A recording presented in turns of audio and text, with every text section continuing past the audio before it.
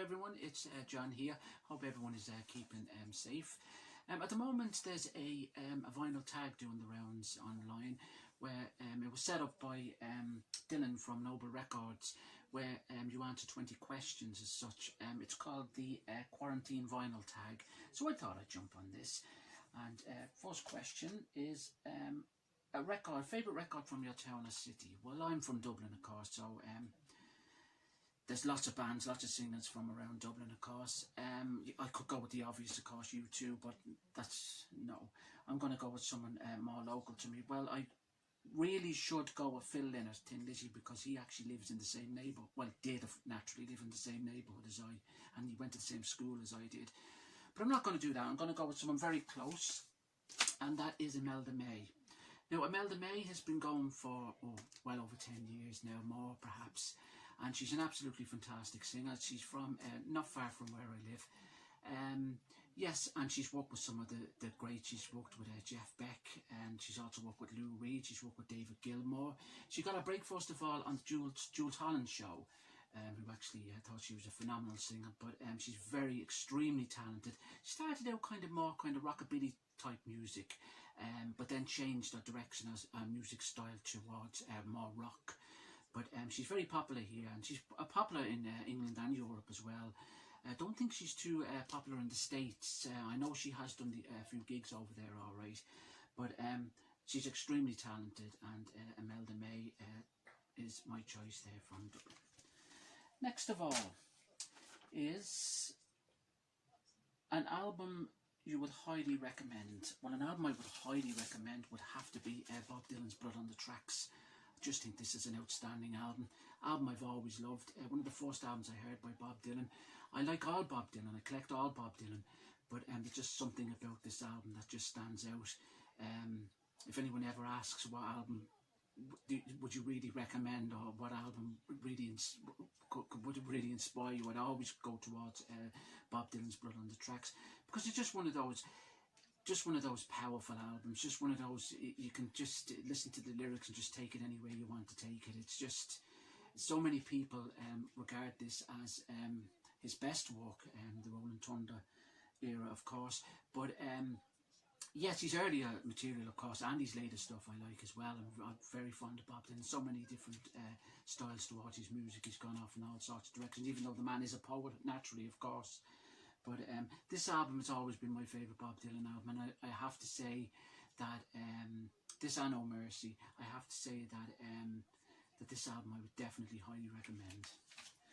Right, next up, number 3, a tip for a beginner. If you're beginning to start out, getting into vinyl and collecting records, my first tip to you is not to just jump in on the bandwagon and just buy any old thing. Just take your time, get into an artist, and just gradually build up your collection as such. You don't have to go and buy, if you do get into, say, older acts from the 70s or 80s or even the 60s, you don't have to go out and just do your best to get a kind of first pressing or anything like that. Just take your time. There's plenty of pressings. Lots of albums have been reissued through the years, and you can pay ridiculous amounts of money for early pressings and such. That's okay when you get into the heart of collecting further down the line. But when you start out, I think you should start out just to keep a kind of a level head, and take your time, get into an act. And there's no harm to do a bit of research, perhaps listen on YouTube, Spotify. There's plenty of music out there for you to listen to, and then just kind of gradually build up your collection. And don't just buy records that have, if you see stuff in second-hand shops or flea markets, whatever, just pick them up for the sake of picking them up. Say records or perhaps acts you've never heard of, bands you've never heard of, for say €2, $2, whatever. Just there's no point building up records that you're not into. Just take your time and do your research and build it up gradually, and always start out with music you like and music that you're fond of as such. Now, first record that really got you into deeper music. Well, I'm going to go for this one here. Now, this is a soundtrack. This is Dogs in Space, a movie from the mid-80s, which actually starred Michael Hutchence, the late Michael Hutchence of In Excess, of course. But the music on this, when I watched that film, I loved that film. I still do love that film. it kind of introduced me to a whole different style of music, because at the time in the mid-80s I was into David Bowie. I found David Bowie and I was getting very much into his music and collecting his records and such. But I was into other bands from the 80s like Tears for Fears and bands like that, and I wasn't kind of experimenting, or kind of I hadn't branched out into kind of older acts and such. Yes, of course I knew of the Beatles and Floyd and Pink Floyd and so forth, and all these bands, Zeppelin and bands like that, but I hadn't actually really started to listen to them, because again, getting back to, I took my time and I was listening to a lot of David Bowie, but there was a lot of music on this album. You've got Iggy Pop there, you've got you've got Gang of Four there, you've got Brian Eno there, you've got Boys Next Door, of course, which later Nick Cave went on to be Nick Cave and the Bad Seeds. But there was so much different styles of music on this. It's a movie about a kind of, it's an Australian, it's based in Australia. It's about a gang of people in this house, and the only thing they primarily have in common is the fact that they all love music, with different styles of music. But it was set in the kind of mid to late 70s, and it's the same era as kind of punk music, so forth, and they're all kind of into different styles of music. And it introduced me to even Iggy Pop. It introduced me again to Brian Eno, and even to In Excess, who Michael Hutchence, as I said, sang on this. So it kind of branched me out, and I got so into other bands because of this movie, really, because I liked this movie so much. I started to listen to bands like Nick Cave and the Bad Seeds, and Iggy Pop and Brian Eno, of course, who I knew obviously from Bowie, from work they had done prior with David Bowie, so forth. But it really got me into different styles and different types of music. So great soundtrack too, and a great movie. That's Dogs in Space. Now, next of all, we have, an obscure record people may not know about. Well, I'm going to go with a man called Gavin Friday. He hasn't had many solo albums. This is his fourth solo album from the late 80s, 89 I think it was. He was lead singer with the punk band The Virgin Prunes, and then he branched out with Morris Caesar, who he done a lot of work with. Now he's more kind of known for movie scores and things like that, but he's an absolutely phenomenal artist, a brilliant artist. He's not that well known, to be honest with you. Again, he's from Dublin. He's from actually the same area as U2. He grew up with Bono. I think he's friends with Bono and The Edge. But he's an outstanding artist and an extremely talented artist also. That's his fourth album. I think it's 4 albums. And this is absolutely brilliant. Each Man Kills the Thing He Loves. Fantastic album. Gavin Friday. Now, next up. Number 6. A group you collect all of their albums of, or try to. Well, a group, I collect Bowie, of course. I collect Iggy Pop. I collect other Dillon, of course. I collect people like Blondie and so forth, people like that.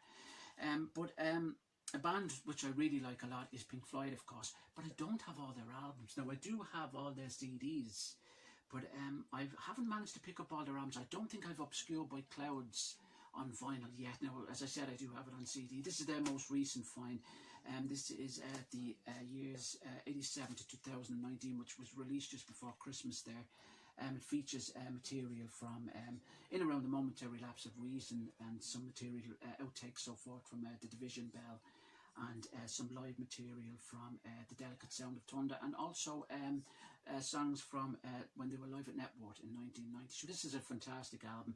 So Pink Floyd, I do collect their albums, but there is a few studio albums I don't have. As I said, I do have that's the Discovery Box CD, and I have some other various other CDs on them as well. Now, let's see now. Right, a band whose second album is actually better than their first. Now, I could be getting myself into a lot of trouble here, but this is just how I feel and how I've always felt. This is the Smiths. Yes, this is, of course, Meat is Murder, and I prefer this album than their first album, their debut album, The Smiths. I love all the songs on this album. It has my favourite song, The Headmaster Ritual, which opens the album, and then you've got The Joke Isn't Funny Anymore, and of course it closes with that brilliant Meat is Murder. Just something about this album that I really like and very fond of. Now, of course, The Queen is Dead is regarded as their best work, their best material, their best album by a lot of fans, so forth. But I do like this album, and I do like The Queen is Dead, of course, both equal. But as far as for second albums go, I do prefer this than their first pressing, or their first release, I have to say. So that's Ms. Murdoch. Next up is, right, a band whose second album is a show and tell a whack-a-mole. Right, that's where you just grab an album from anywhere. So I have more over there, but I'll grab one from here. There we go. This Marillion, Misplaced Childhood, fantastic album. Yeah, Fish, of course, on vocals here. This is from around 85, I think it is. It's a prog album, but there's some fantastic songs on this. You've got Kaylee, the brilliant Kaylee, and of course Lavender, but the whole album is just outstanding. It just stands out on its own. Marillion, a fantastic band also. So that's that one. Now,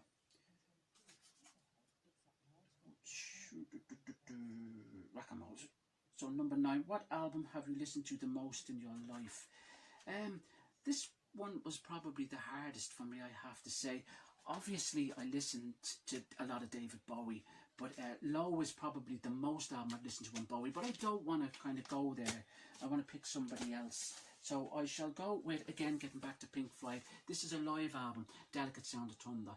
When this came out there in the mid-80s, this is around the Momentary Lapse of Reason tour. When this came out, I listened to it absolutely constantly, and I still do. I have this in the car also, and I used to have it on cassette. I actually bought it on cassette when it first came out, and I played it so much that it just wore out. It was actually, you couldn't listen to it anymore. And yeah, so I think this is probably the most listened to album I've ever listened to, I have to say. This, and also Morrissey, You Are the Quarry, is an album I listened to quite often. If that was later on, that came out in 2004, I think it was.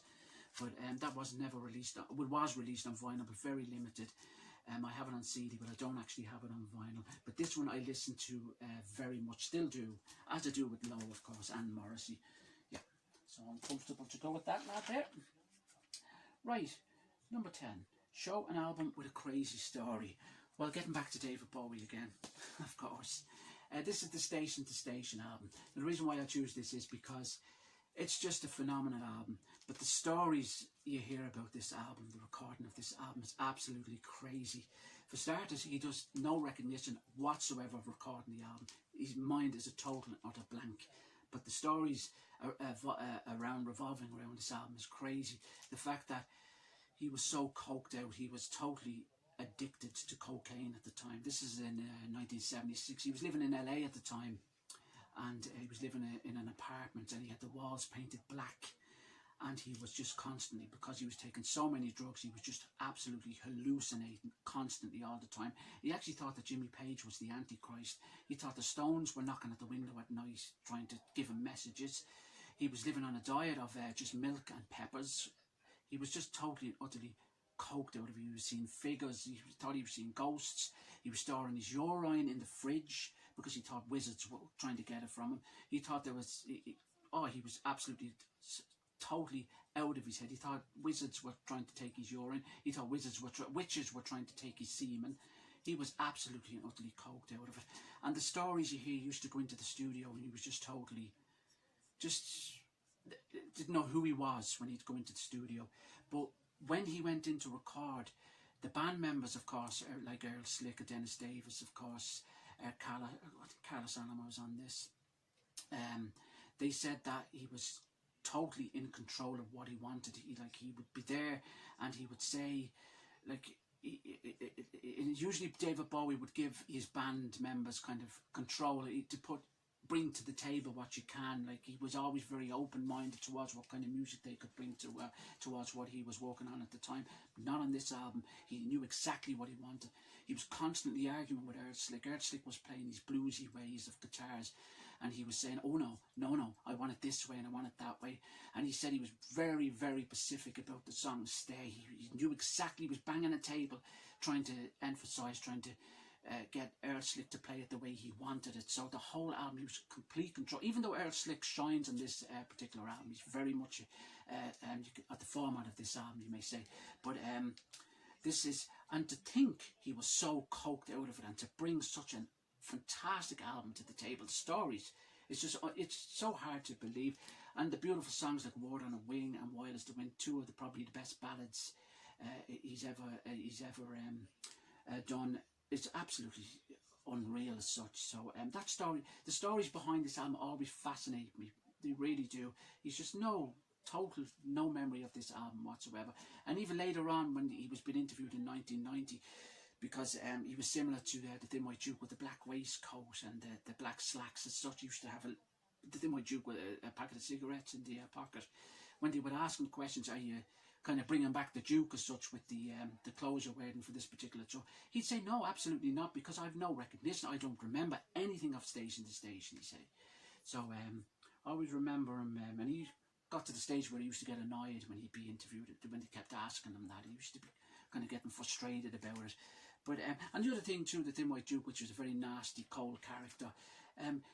The fact too that I was always wondering when during the 80s and so forth, would he ever bring the Duke back? Because he never actually killed the Thin White Duke off. He was a character that that kind of just melted away as such, because when Bowie got out of Los Angeles after he recorded this album, and when he finished The Man Who Fell to Earth, of course that's a picture from The Man Who Fell to Earth, and when he got away from that, he really knew he had to get his act together, and that's when of course he moved on to Berlin and so forth. So that's Station to Station. Fantastic stories behind that album. Rightio, moving on. An album, people, you're collecting peeve. Something that annoys you about collecting records. My collecting peeve is actually, it doesn't happen a lot, of course, on the VC. You don't see it often, but it's when somebody touches the wax on an album. If they're showing you an album and they actually take the album out and they're just handling the album like it's, you don't handle the wax on an album. You don't even handle the dead wax on an album. You just hold it. Everyone knows how to professionally hold a vinyl disc. But some people just take it out and they just handle it, and it's full of fingerprints. You've got to put that on your turntable. You've got to, and which is going to obviously damage your needle, and then the needle is going to damage the next record you play. So please, that is something that really, really annoys me when I see that. So that is definitely a peeve for me. An album or genre people are surprised you would listen to. Oh, well, I have to say now, I do like a bit of Dean Martin, without a doubt. Dino, just easy listening music. What can you say? Yeah, so Dean Martin has some fantastic songs out there. Now, rightio, moving on. A record from the year you were born, well that's easy, 1997, Bob Dylan's Time, only joking. Time out of mind, Bob Dylan from 1997, absolutely not. I was born in 72, so I've got to show Ziggy Stardust. Spiders from Mars, the rise and fall. What can you say? As I always say, a powerful piece of rock and roll. Next up, a 10-inch album, or record I should say. And what do I think about 10-inch records? I'll show another David Bowie. I promise I won't show any more. This is David Bowie, Rarest One Bowie. How do I feel about them? Well, I prefer 7 inches, I prefer 12 inches obviously. I don't feel anything about them, to be honest with you. I don't have many of them. There's not many of them ever released anyway, so they're not that popular. But yeah, I could take or leave them, to be honest with you. I've nothing against 7 inches now, but or even 12 inches. That's when the 7-inch, when they've got extended remixes so forth on them. They were more bigger in the 80s, of course. But yeah, 10 inches, take or leave them. Now, share an interesting fact about an album or song. Well, I'm going to show this. This is Oasis, What's the Story, Morning Glory, which was released, of course, in the mid-90s. Love this album, fantastic. I'm Oasis, the Governors as I call them. They're just an absolutely brilliant band from Manchester, of course. Right, the song Roll With It, which was the first song to be released from this album, was released at the same time as Blur's Country House, and they were really kind of rivals then during that kind of era as such. And they both put well, Oasis put out Roll With It, and Blur put out Country House, and they were kind of really in competition with each other. And Noel Gallagher was calling Damon Albarn all sorts of names. There was all sorts of stuff going on, and it was a big thing in the 90s, and they were kind of both in competition with each other, and everyone was kind of holding their breath to see who was going to get to number one of the week they were released, I remember. But Oasis didn't do it in the end. Blur done it with Country House, and I think they done it is because they released the song actually on cassette and 12-inch, mini disc, all sorts of different kind of releases. They had more kind of formats as such. Whereas Oasis, I think, only had 3. I think they released it on CDs. I don't even think they did probably release it on CD, single, 7-inch and 12-inch, and I think Blur released them on 5 different. But they done it. They got to number 1 anyway with it. But there was all sorts of name calling going on, and oh Jesus, he was saying to Damon, I hope he get AIDS and die. It was all very, very kind of heavy stuff at the time, and it was the talk. It was even on the news at the time, on the telly. It was very heavy news at the time. But I always remember that, and that I always think of that when I listen to this album and listen to the track roll with it. But when it comes to Blur and Oasis every time, I have to say, sorry Blur fans. Now,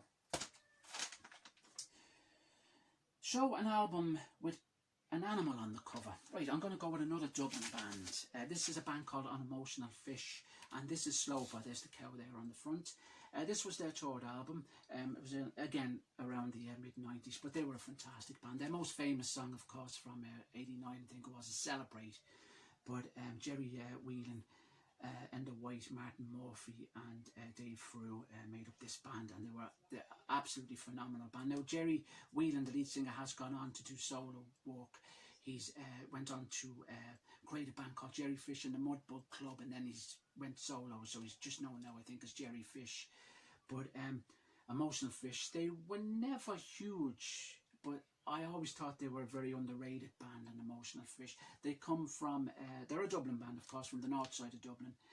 There's kind of 2 sections, Dublin, north side and south side, which us Dubs kind of associate, especially when it comes to music. But they're more north side Dublin, but they're a fantastic band, so an Emotional Fish.